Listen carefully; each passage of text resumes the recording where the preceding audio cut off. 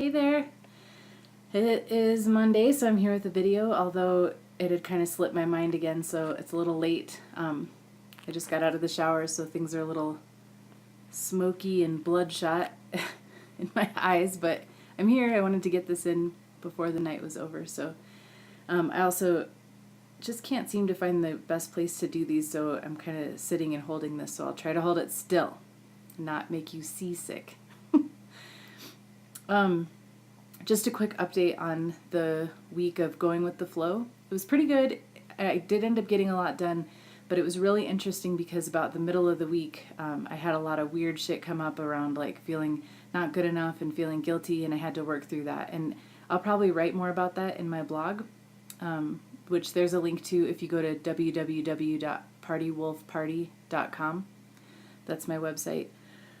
Or one of them. So yeah, check out my blog there. I'll write more about it. But yeah, it was interesting to feel that old programming come up, and I think it was the perfect space to sort of allow that to come up and look at it and then kind of whack it away. So, but tonight what I'm thinking about is pain and this idea of leaning into pain. And I'm not talking about being a masochist, like I'm not talking about staying in situations that are actively harming us, but I'm talking about the kind of pain that is going to help us grow or, open us up to more joy or something like that.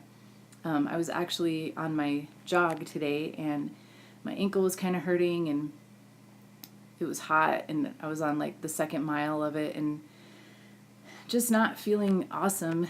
But I felt like it was something that I needed to push through. I mean, I wasn't in any excruciating pain, but it was uncomfortable and I was, at the same time as I was thinking all that, I was listening to a podcast about starting a business, and this woman talked about the pain of like rehabilitating an injury and how a lot of people won't fully recover from surgeries because they're unwilling to feel the pain of recovery. And that really hit home for me because I'm a person in recovery, and I've also experienced 2 knee surgeries and stuff. So I know that there's this fine line between feeling a pain that you need to feel in order to heal and to become stronger. And I'm thinking about that a lot as I'm writing my book about getting and staying sober, because part of what happens when we take away the drugs and alcohol is we're just in a shitload of pain, and we have spent years not developing any tools or any kind of coping mechanism to deal with it. And so there is this, and that's a perfect case where you need to just lean into that pain, because that's how you figure out what's going on with you, and that's how you heal it, and that's how you move through to the other side. And when you do move through the other side, you're stronger, you're better. When you feel pain again, you're better able, like emotional pain, you're better able to navigate it. And it's interesting timing too, because I'm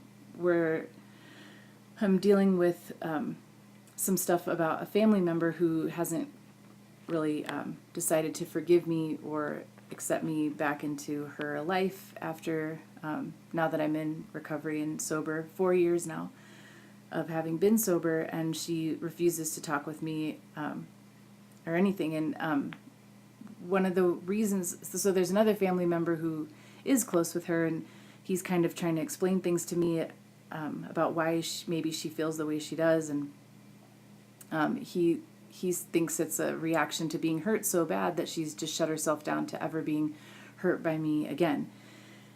And that's just, I don't know, I just don't think it's a good way to live life. And of course it's easy for me to say because it's like, hey, I'm sober, you should totally like me and accept me again. But I think that objectively I feel like I kind of feel bad for her if that's the case, if that's what's happening, because I know from experience that when you shut yourself off to being hurt and when you're trying to close down so that you don't feel pain, when you're walling yourself off against that, you're also walling yourself off to good experiences and joy. Like I tell my brother when we're talking about this family member, I'm like, man, that sucks for her because I'm awesome now. Like I have actually changed. And we talk about, there's someone in our life that we've both completely shut ourselves off from intentionally because we don't have confidence that that person has changed. But when I don't know, and I've also repaired a friendship this last week, and it's wonderful. And it's just like if you just let yourself if you're hurt one time and you just shut yourself down, think of all the love that you're missing. Think of all the opportunity and the experiences. If you fail and you're embarrassed and you're disappointed and then you just never try again, you're totally missing out all the time.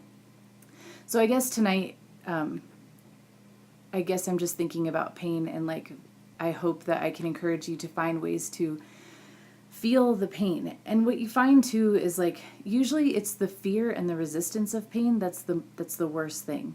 If you actually can sit with it and feel it, it's not that bad. You're just making it out to be a lot worse in your head. So I would encourage you this week to practice sitting with stuff that you feel is too painful or too scary, and obviously use your judgment. And if it's something like super traumatic, have someone that can support you and help you. But a lot of the stuff that we run away from and resist is stuff that we could easily face and overcome and be better for it. So that's what I wish for you tonight. Take care. Have a great week, and I'll talk to you next time.